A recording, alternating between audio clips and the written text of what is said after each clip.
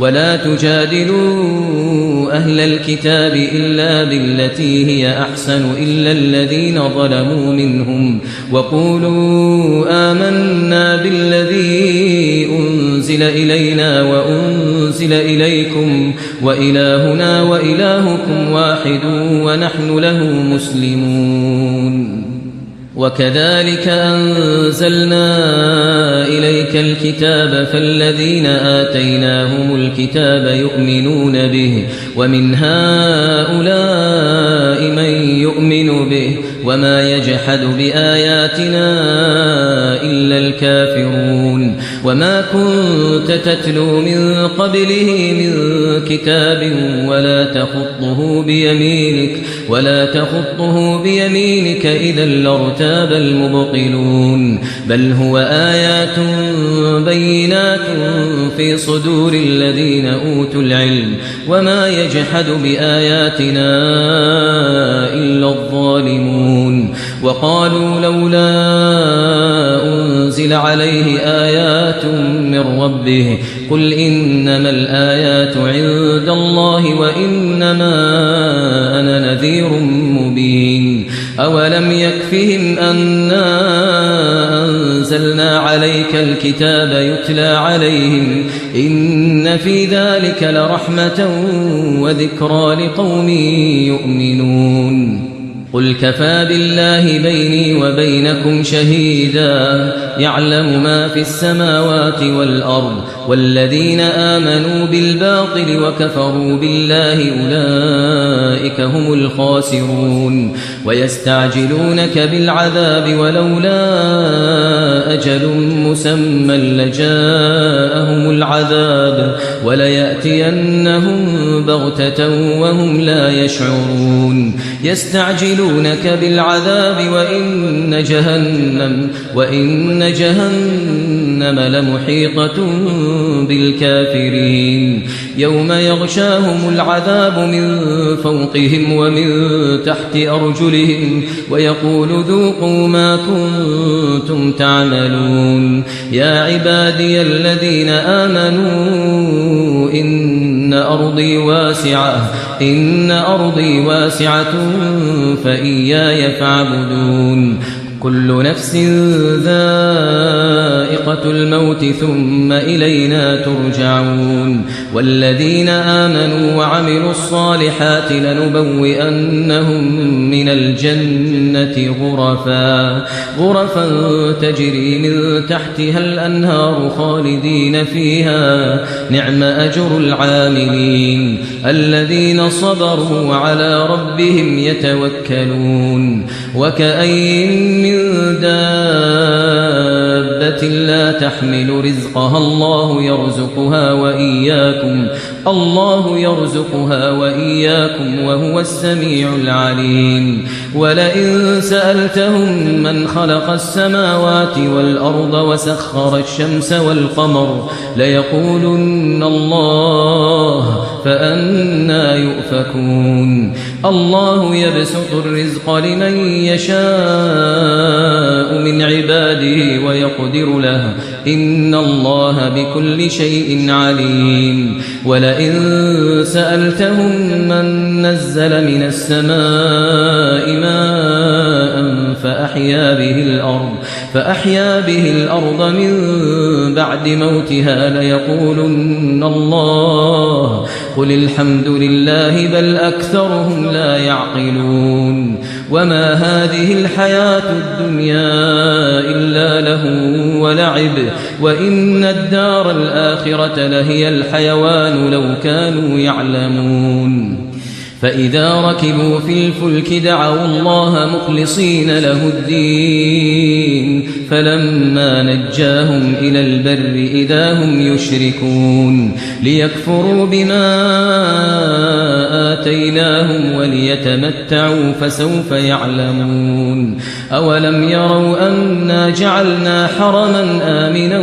ويتخطف الناس من حولهم أفبالباطل يؤمنون وبنعمة الله يكفرون ومن أظلم ممن افترى على الله كذبا أو كذب بالحق لما جاءه أليس في جهنم مثوى للكافرين والذين جاهدوا فينا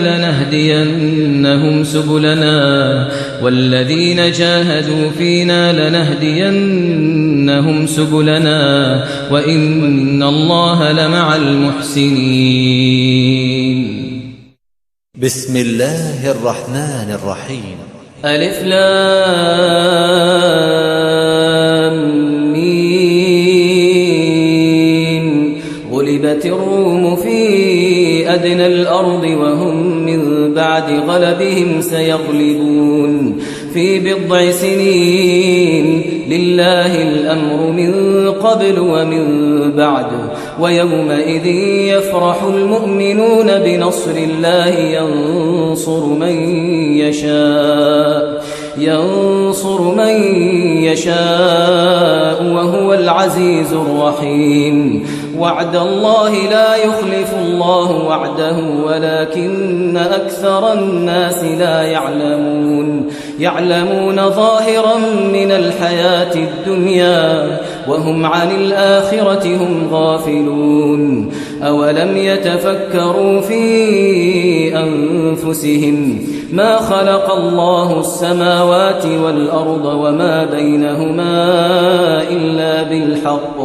إلا بالحق وأجل مسمى وإن كثيرا من الناس بلقاء ربهم لكافرون. أولم يسيروا في الأرض فينظروا كيف كان عاقبة الذين من قبلهم كانوا أشد منهم قوة وأثاروا الأرض وعمروها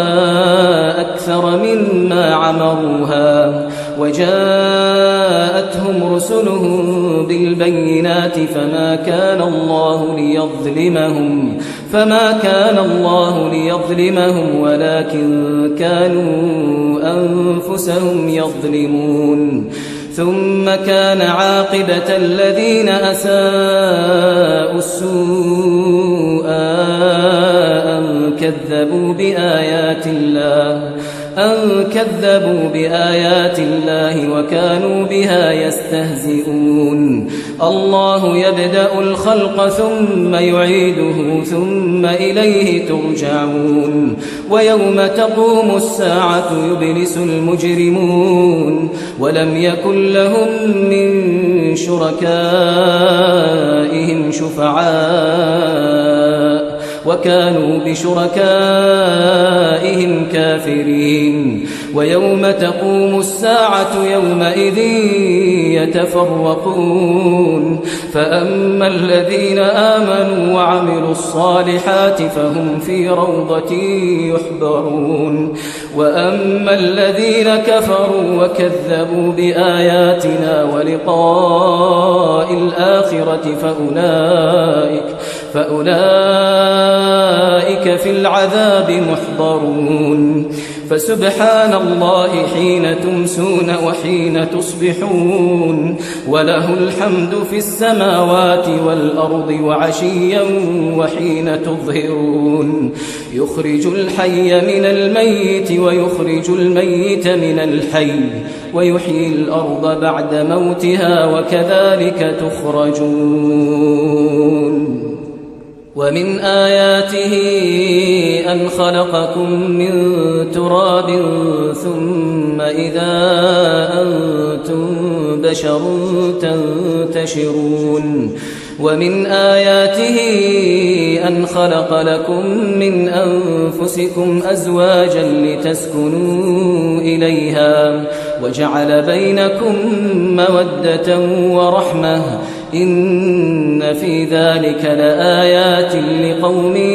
يتفكرون. ومن آياته خلق السماوات والأرض واختلاف ألسنتكم وألوانكم إن في ذلك لآيات للعالمين. ومن آياته منامكم بالليل والنهار وابتغاؤكم من فضله إن في ذلك لآيات لقوم يسمعون ومن آياته يريكم البرق خوفا وطمعا وينزل من السماء ماء فيحيي به الأرض بعد موتها إن في ذلك لآيات لقوم يعقلون ومن آياته أن تقوم السماء والأرض بأمره ثم إذا دعاكم دعوة من الأرض إذا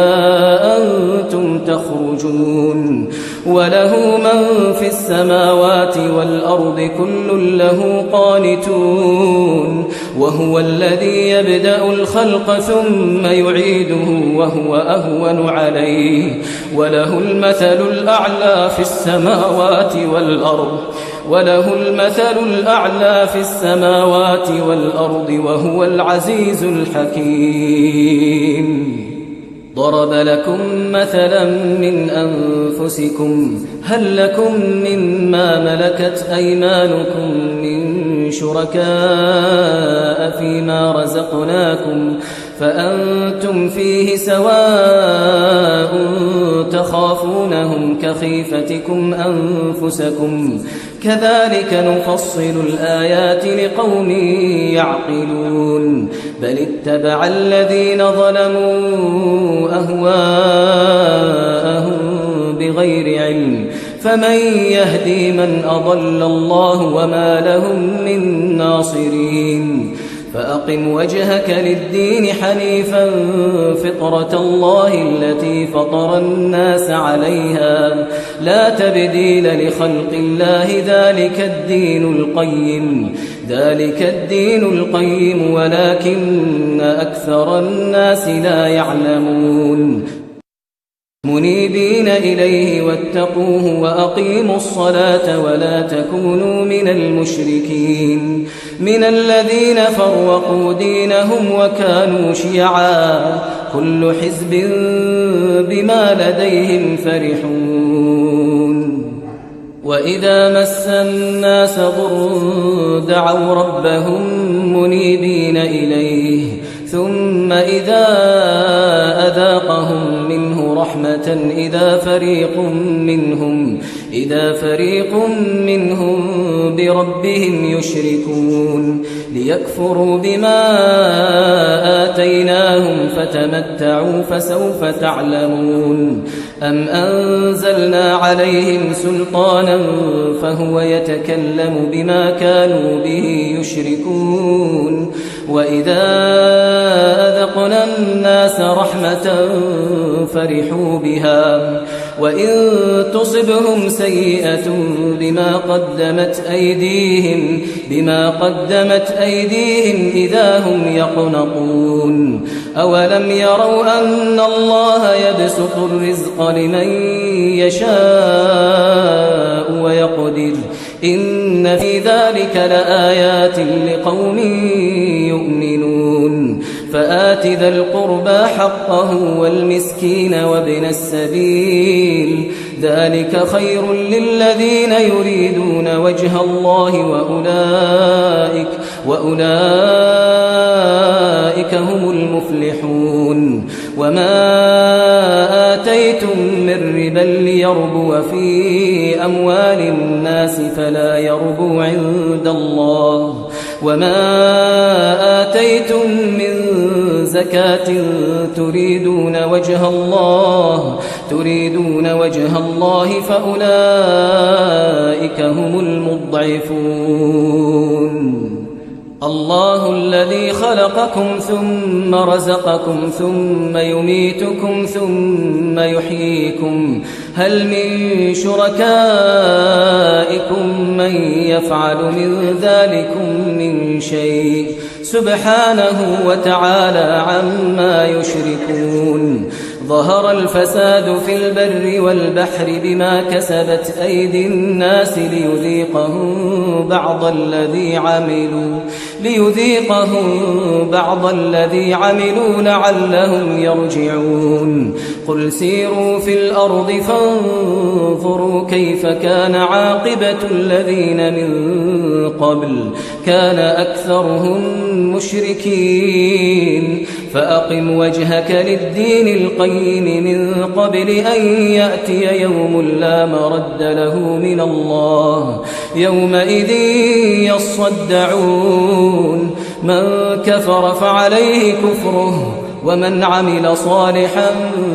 فلأنفسهم يمهدون ليجزي الذين آمنوا وعملوا الصالحات من فضله إنه لا يحب الكافرين ومن آياته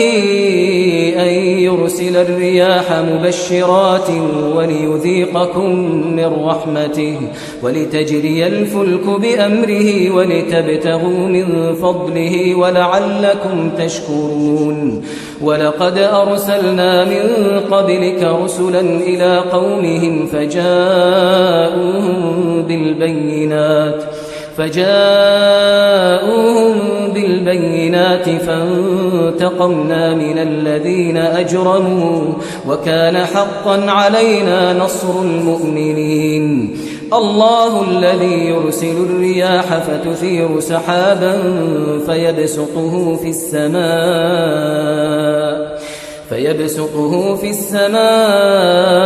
كيف يشاء ويجعله كسفا فترى الودق يخرج من خلاله فإذا أصاب به من يشاء من عباده إذا هم يستبشرون وإن كانوا من قبل أن ينزل عليهم من قبله لمبلسين فانظر إلى آثار رحمة الله كيف يحيي الأرض بعد موتها إن ذلك لمحيي الموتى وهو على كل شيء قدير ولئن أرسلنا ريحا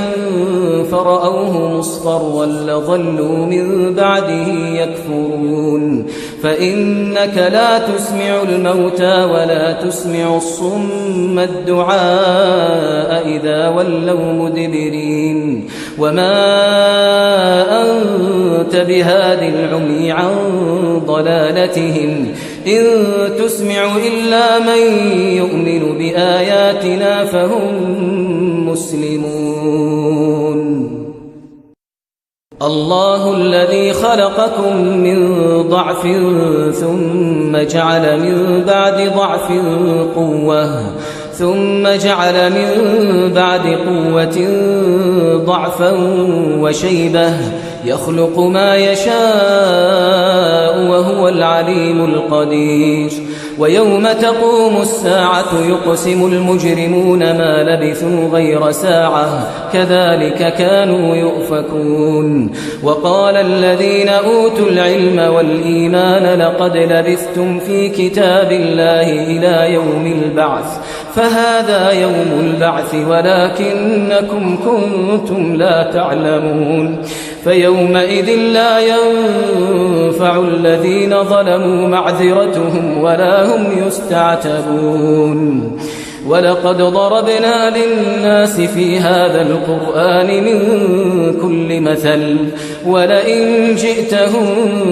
بآية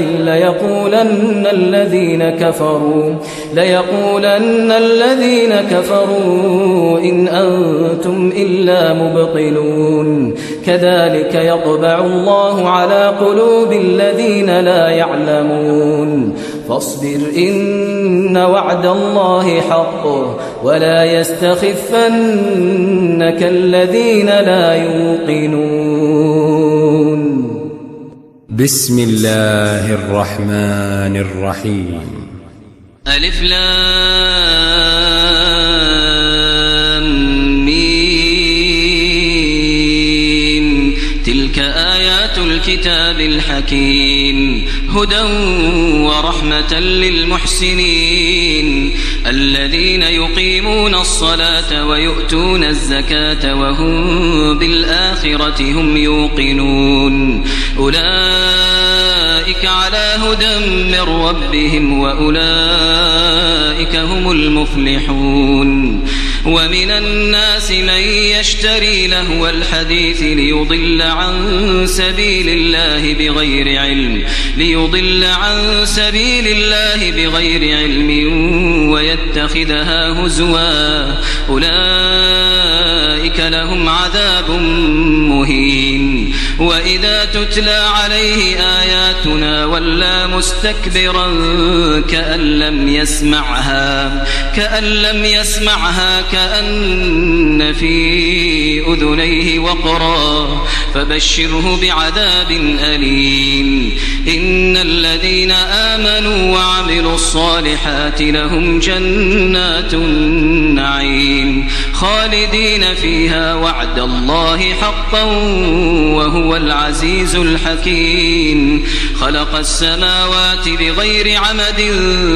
ترونها وألقى في الأرض رواسي أن تميد بكم وبث فيها من كل دابة وأنزلنا من السماء ماء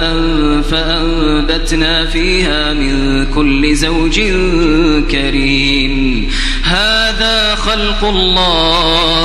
هذا خلق الله فأروني ماذا خلق الذين من دونه بل الظالمون في ضلال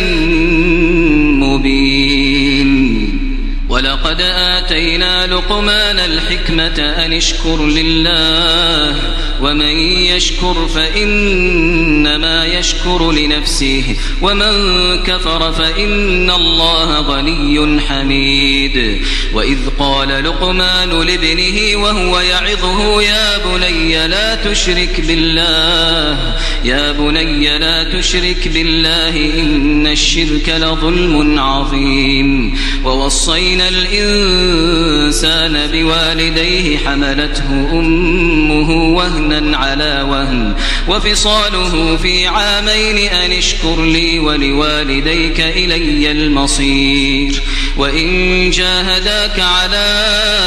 أن تشرك بي ما ليس لك به علم فلا تطعهما وصاحبهما في الدنيا معروفا واتبع سبيل من أناب إلي ثم إلي مرجعكم فأنبئكم بما كنتم تعملون يا بني إنها إن تك مثقال حبة من خردل فتكن في صخرة أو في السماوات أو في الأرض يأت بها الله إن الله لطيف خبير يا بني أقم الصلاة وأمر بالمعروف وانه عن المنكر واصبر على ما أصابك إن ذلك من عزم الأمور ولا تصعر خدك للناس ولا تمش في الأرض مرحا إن الله لا يحب كل مختال فخور واقصد في مشيك واغضض من صوتك إن أنكر الأصوات لصوت الحمير ألم تروا أن الله سخر لكم ما في السماوات وما في الأرض وأسبغ عليكم نعمه ظاهرة وباطنة ومن الناس من يجادل في الله بغير علم ولا هدى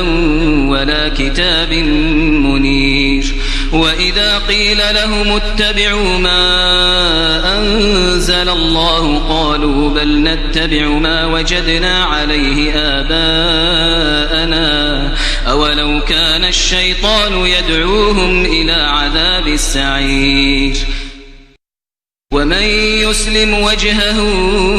إلى الله وهو محسن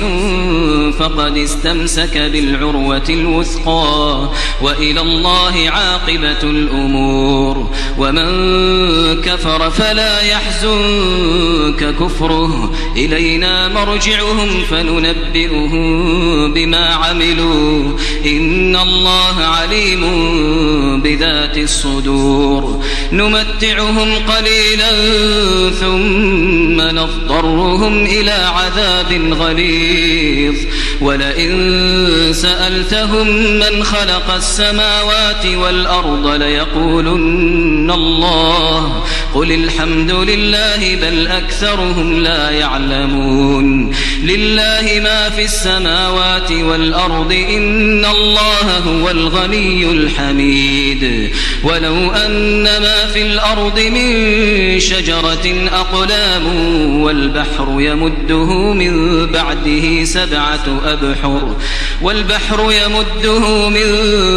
بعده سبعة أبحر ما نفدت كلمات الله إن الله عزيز حكيم. ما خلقكم ولا بعثكم إلا كنفس واحدة إن الله سميع بصير. ألم تر أن الله يولج الليل في النهار ويولج النهار في الليل وسخر الشمس والقمر كل يجري إلى أجل مسمى وأن الله بما تعملون خبير. ذلك بأن الله هو الحق وأن ما يدعون من دونه الباطل وأن الله هو العلي الكبير. ألم تر أن الفلك تجري في البحر بنعمة الله ليريكم من آياته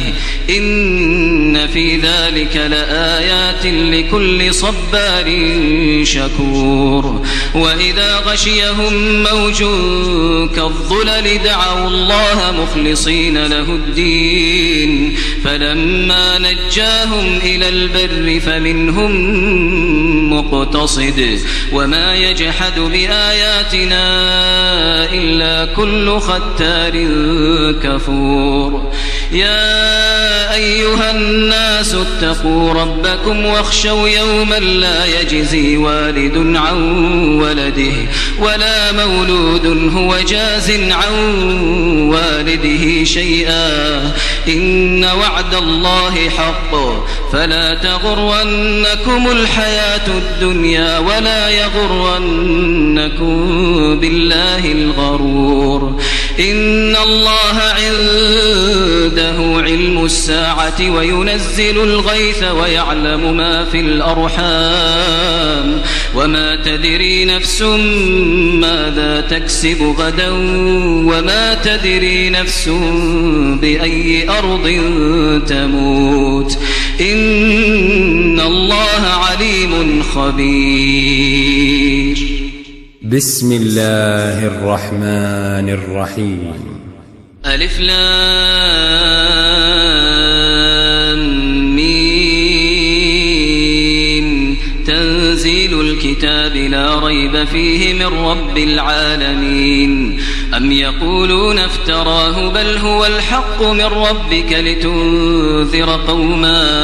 لتنذر قوما ما أتاهم من نذير من قبلك لعلهم يهتدون. الله الذي خلق السماوات والأرض وما بينهما في 6 أيام ثم استوى على العرش ما لكم من دونه من ولي ولا شفيع أفلا تتذكرون. يدبر الأمر من السماء إلى الأرض ثم يعرج إليه في يوم كان مقداره 1000 سنة مما تعدون. ذلك عالم الغيب والشهادة العزيز الرحيم الذي الذي أحسن كل شيء خلقه وبدأ خلق الإنسان من طين ثم جعل نسله من سلالة من ماء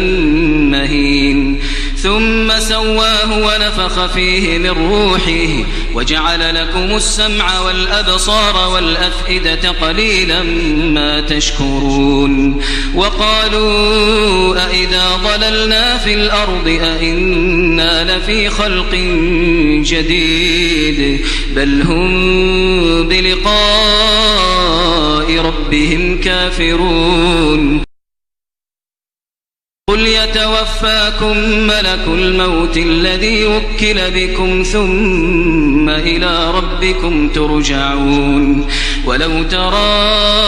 إذ المجرمون ناكسوا رؤوسهم عند ربهم ربنا أبصرنا وسمعنا فارجعنا نعمل صالحا إنا موقنون ولو شئنا لآتينا كل نفس هداها ولكن حق القول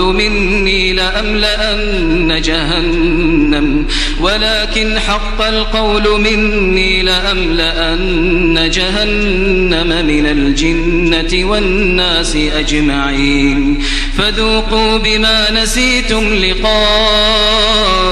يومكم هذا إنا نسيناكم وذوقوا عذاب الخلد بما كنتم تعملون إنما يؤمن بآياتنا الذين إذا ذكروا بها خروا سجدا وسبحوا بحمد ربهم وهم لا يستكبرون تتجافى جنوبهم عن المضاجع يدعون ربهم خوفا وطمعا ومما رزقناهم ينفقون فلا تعلم نفس ما أخفي لهم من قرة أعين جزاء بما كانوا يعملون أفمن كان مؤمنا كمن كان فاسقا لا يستوون أما الذين آمنوا وعملوا الصالحات فلهم جنات المأوى نزلا بما كانوا يعملون وأما الذين فسقوا فمأواهم النار كلما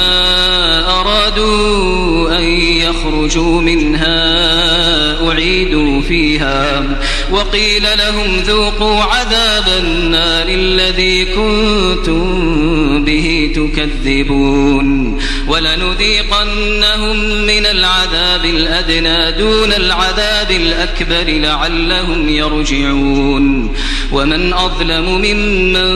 ذكر بآيات ربه ثم أعرض عنها إنا من المجرمين منتقمون ولقد آتينا موسى الكتاب فلا تكن في مرية من لقائه وجعلناه هدى لبني إسرائيل وجعلنا منهم أئمة يهدون بأمرنا لما صبروا وكانوا بآياتنا يوقنون إن ربك هو يفصل بينهم يوم القيامة فيما كانوا فيه يختلفون أولم يهد لهم كم أهلكنا من قبلهم من القرون يمشون في مساكنهم إن في ذلك لآيات أفلا يسمعون أولم يروا أنا نسوق الماء إلى الأرض الجرز فنخرج به زرعا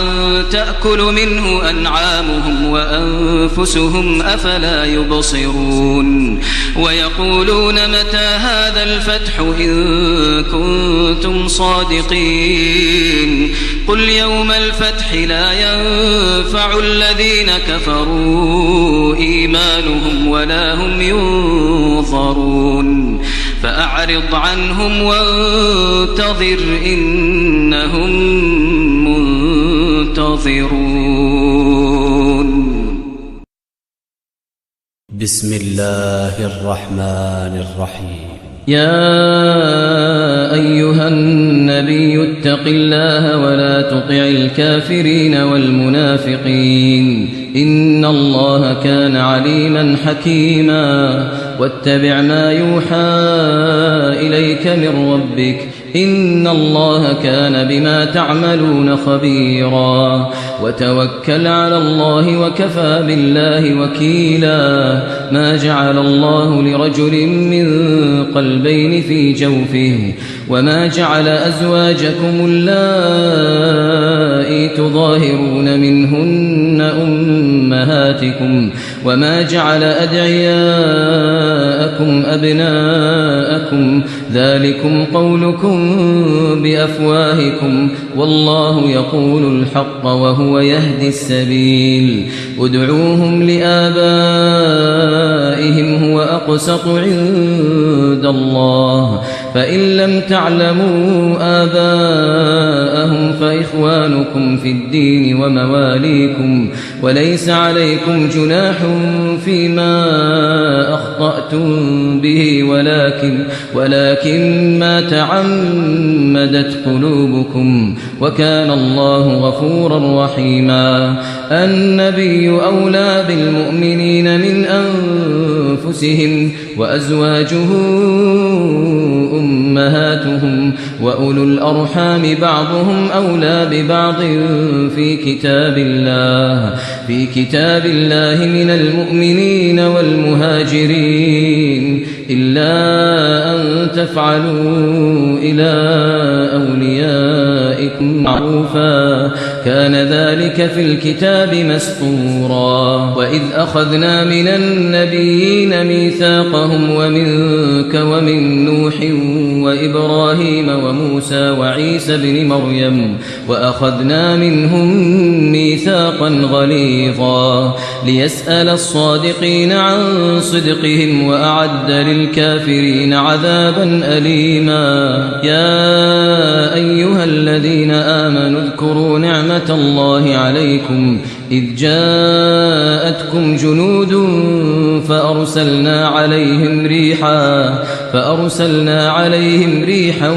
وجنودا لم تروها وكان الله بما تعملون بصيرا. إذ جاءوكم من فوقكم ومن أسفل منكم وإذ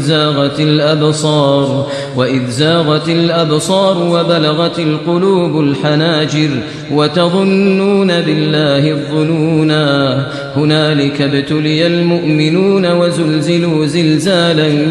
شديدا. وإذ يقول المنافقون والذين في قلوبهم مرض ما وعدنا الله ورسوله إلا غرورا. وإذ قالت طائفة منهم يا أهل يثرب لا مقام لكم فارجعوا ويستأذن فريق منهم النبي يقولون إن بيوتنا عورة وما هي بعورة إن يريدون إلا فرارا ولو دخلت عليهم من أقطارها ثم سئلوا الفتنة لآتوها وما تلبثوا بها إلا يسيرا. ولقد كانوا عاهدوا الله من قبل لا يولون الأدبار وكان عهد الله مسؤولا. قل لن ينفعكم الفرار إن فررتم من الموت أو القتل وإذا لا تمتعون إلا قليلا. قل من ذا الذي يعصمكم من الله إن أراد بكم سوءا أو أراد بكم رحمة ولا يجدون لهم من دون الله وليا ولا نصيرا. قد يعلم الله المعوقين منكم والقائلين لإخوانهم هلم إلينا ولا يأتون البأس إلا قليلا. أشحة عليكم فإذا جاء الخوف رأيتهم ينظرون إليك رأيتهم ينظرون إليك تدور أعينهم كالذي يغشى عليه من الموت فإذا ذهب الخوف سلقوكم بألسنة حداد أشحة على الخير أولئك لم يؤمنوا فأحبط الله أعمالهم وكان ذلك على الله يسيرا يحسبون الأحزاب لم يذهبوا وإن يأتي الأحزاب يودوا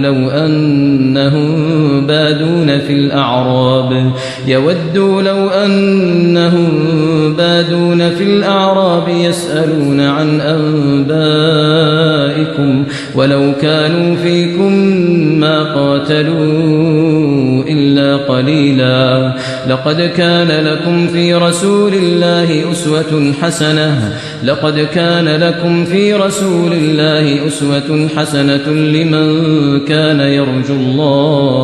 لمن كان يرجو الله واليوم الآخر وذكر الله كثيرا ولما رأى المؤمنون الأحزاب قالوا هذا ما وعدنا الله ورسوله وصدق الله ورسوله وما زادهم إلا إيمانا وتسليما من المؤمنين رجال صدقوا ما عاهدوا الله عليه فمنهم من قضى نحبه ومنهم من ينتظر وما بدلوا تبديلا ليجزي الله الصادقين بصدقهم ويعذب المنافقين إن شاء أو يتوب عليهم إن الله كان غفورا رحيما ورد الله الذين كفروا بغيظهم لم ينالوا خيرا وكفى الله المؤمنين القتال وكان الله قويا عزيزا وأنزل الذين ظاهروهم من أهل الكتاب من صياصيهم وقذف في قلوبهم الرعب فريقا